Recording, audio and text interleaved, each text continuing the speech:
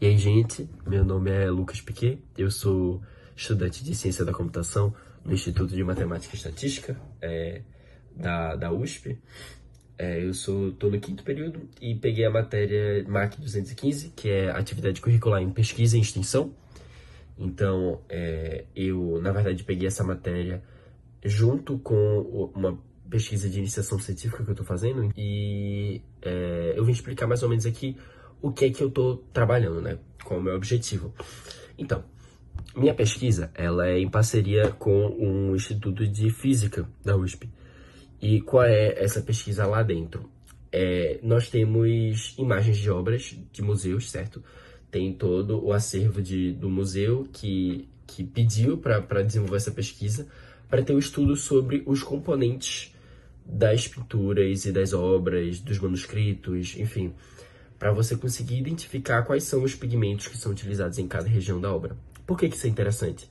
Porque você consegue, pela análise dos pigmentos, identificar muitas coisas. Existem pigmentos, por exemplo, que foram mais utilizados em determinada data, existem pigmentos, às vezes você consegue identificar que tem pigmentos distintos e incoerentes numa determinada obra, então a partir disso você consegue fazer coisas desde datação, você consegue fazer coisas até como identificar falsificações, identificar revitalizações.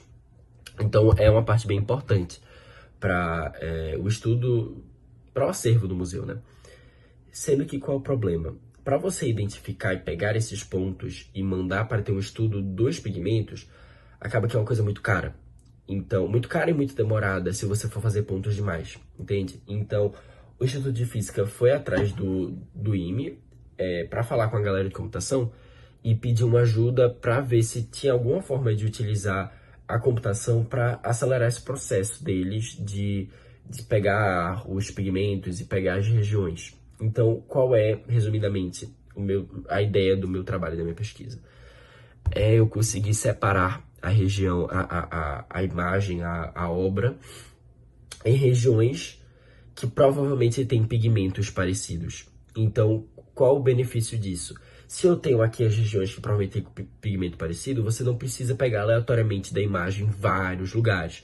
Você pode pegar poucos exemplos de cada um desses, porque você sabe que está representando o conjunto como um todo. E como que eu vou conseguir identificar quais são as regiões com pigmentos parecidos? Eu tenho uma coisa chamada imagem multiespectral. O que é que isso significa? Ao invés de a gente tirar a foto da imagem e gerar uma imagem colorida, bonitinha, que nem a gente está acostumado, que chama RGB, a gente trabalha com imagens com vários espectros de luz diferentes, de várias frequências de luz. Então, na verdade, a gente vai ter, no caso, eu estou trabalhando com 16 frequências diferentes. Então, vão ser, na prática, várias imagens preto e branco que vão captar a reflectância dessa obra quando você joga diferentes frequências de luz, entendeu? Então, a gente vai ter 16 imagens preto e branco assim. E aí, a partir disso, a gente consegue ver o comportamento das regiões da obra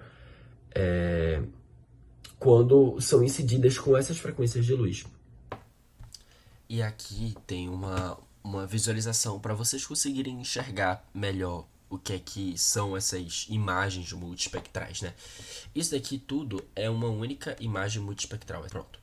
Essas daqui todas é uma única imagem multiespectral, sendo que são várias bandas, por assim dizer. São várias fotos de uma mesma imagem, de uma mesma obra, de forma que todas elas se sobrepõem. Então, assim, você vê que todas essas daqui são a mesma imagem, mas que parecem um pouco diferentes, né? E por que isso? Porque cada uma delas, na verdade, ela foi tirada jogando uma frequência de luz diferente ali na imagem, entende?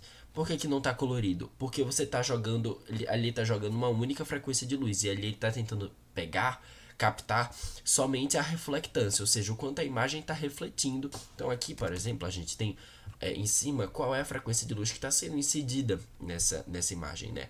Então a gente tem 420, 450, 470 e cada uma delas representa uma frequência de luz diferente incidida na mesma obra.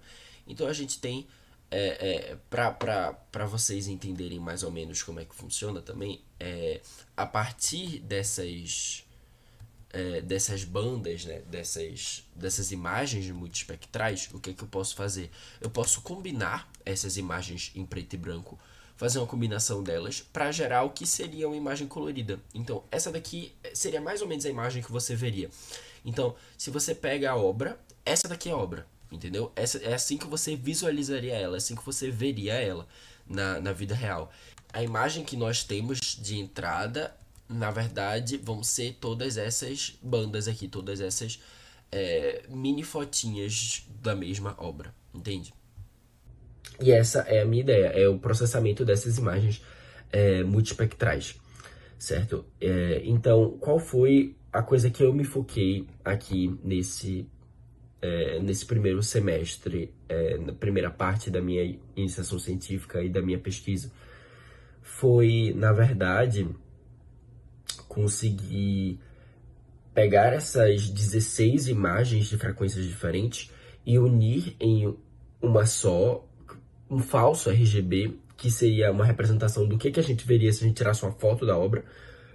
E a partir disso, a gente dividir essa imagem em grupos que a gente consegue ver visualmente, entendeu? Então, aqui tem um vermelho claro, aqui tem um vermelho escuro, aqui tem um não sei o que, tipo, várias cores, o que que a gente veria como diferente, certo? E a gente agrupa em grupos diferentes. Então, vou mostrar aqui pra vocês o que é que eu tô querendo dizer com esse agrupamento com relação ao que é visível. Então, aqui tem a imagem que eu falei pra vocês, né? Que é a imagem colorida que eu formei a partir da imagem multiespectral. A imagem do que você viria se você estivesse olhando pra obra.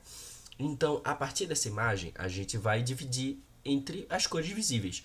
Então, você vê que aqui tem um laranja, aqui tem, tipo, não sei que cor é essa, tipo um vinho, talvez, um bordeaux, sei lá. Aqui tem um outro laranja, um tom diferente, aqui tem azul, aqui tem azul, aqui tem um azul claro. Então você tem várias cores diferentes. E você tem também o papel, né?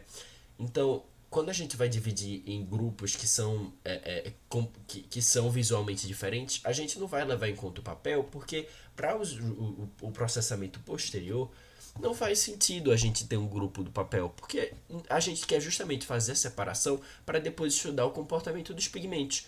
E no papel não tem pigmento algum, né? Então, o que eu faço primeiro? Antes de fazer essa separação, eu tenho que tirar o que é papel. Então, eu tirei o que é papel e deixei só os pigmentos. E aí eu consigo separar os pigmentos entre o que é visível e o que visivelmente é diferente, né? Primeiro, eu faço um processamento dessa imagem para separar de acordo com a matriz, com os tons deles.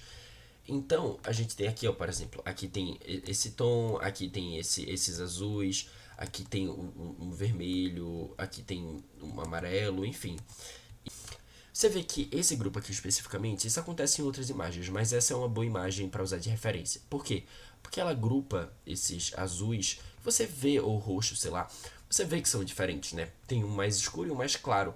Então ele não é tão sensível para luminosidade. Então depois disso, a gente vê dentro desses grupos assim, e vê, faz sentido eles estarem no mesmo grupo e de acordo com o brilho deles. Então se tem tem uma luminosidade, um ponto tem uma luminosidade muito diferente do outro, aí a gente separa. Então a gente faz esse pós-processamento, que aqui, ó, você vê que todos são praticamente iguais, né? Com exceção dos roxos, que você vê que aqui tem os roxos mais claros e aqui tem os roxos mais escuros. Então você vê que aqui a gente tem uma segmentação das cores satisfatório até, né? Parece que realmente tá separando legal. Ainda tem alguns problemas? Tem, por exemplo, eu estou tentando ajustar porque esse ponto daqui não parece ser diferente desse daqui. A partir disso, a gente consegue pegar esses grupos que a gente vê que parecem parecidos e aplicar um processamento com as 16 frequências que a gente tem para poder perceber, será que essas cores que parecem iguais pra gente, na espectrometria, na reflectância com relação às frequências de luz, será que elas se comportam de forma parecida? Porque senão, muito provavelmente, eles são pigmentos diferentes, mas que visualmente não parecem diferentes, entende? A gente pega esse grupo aqui, que visivelmente parece todos fazerem parte de um mesmo grupo de cor, né? Todos se comportam aparentemente, visualmente, de forma semelhante. E o que é que a gente faz? A gente fala, beleza, estamos olhando no RGB e eles se comportam de forma semelhante. Mas a gente tem as 16 bandas e as 16 frequências diferentes que a gente pode olhar também. Então a gente faz alguma forma de separação dentro desse grupo, dentro dessa segmentação, em outros grupos que se comportem de forma semelhante dentro dessas 16 bandas. Então, por exemplo, aqui a gente tem uma visualização. Você vê que tem dois grupos bem segregados aqui, né? Então, provavelmente existem dois tipos de pigmento ou alguma coisa assim que tem um comportamento diferente dentro das 16 frequências que você não consegue visualizar dentro do RGB. Então, essa é a ideia da minha pesquisa.